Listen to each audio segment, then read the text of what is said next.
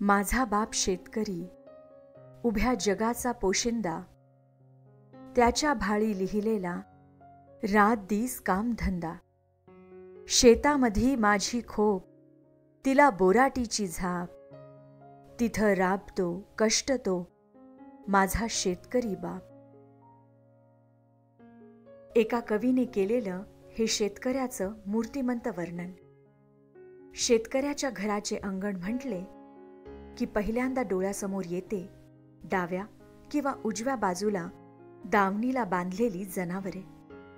ओट्यावर बसून येणाऱ्या जाणाऱ्यावर करडी नजर ठेवून असलेला कुत्रा, त्यांच्या पाणी पिण्यासाठी केलेली सोय. दावणीची जनावरे आणि शेतकरी यांचे अतूट नाते असते.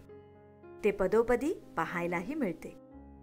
ज्याच्या घरी गाय, म्हैस, बैल असतात त्या घराला सुट्टी म्हणजे काय हे माहीतच नसते.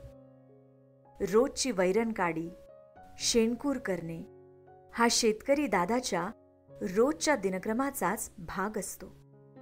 पुरातन काळापासूनच आपल्या संस्कृतीत भूतदयेचा जागर केलेला आहे. तो इतका आहे की प्रत्येक सणांच्या पार्श्वभूमीवर निसर्गातील जीवजंतूंच्या संरक्षणाची अप्रत्यक्षरित्या जबाबदारीची जाणीव जुन्या पिढीने नव्या पिढीला करून दिलेली आहे.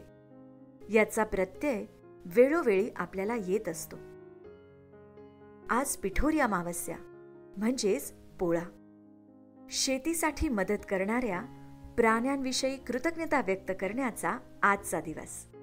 विशेषतः बैल हा प्राणी शेतीसाठी शेतकरी बंधूंच्या जवळचाच आहे.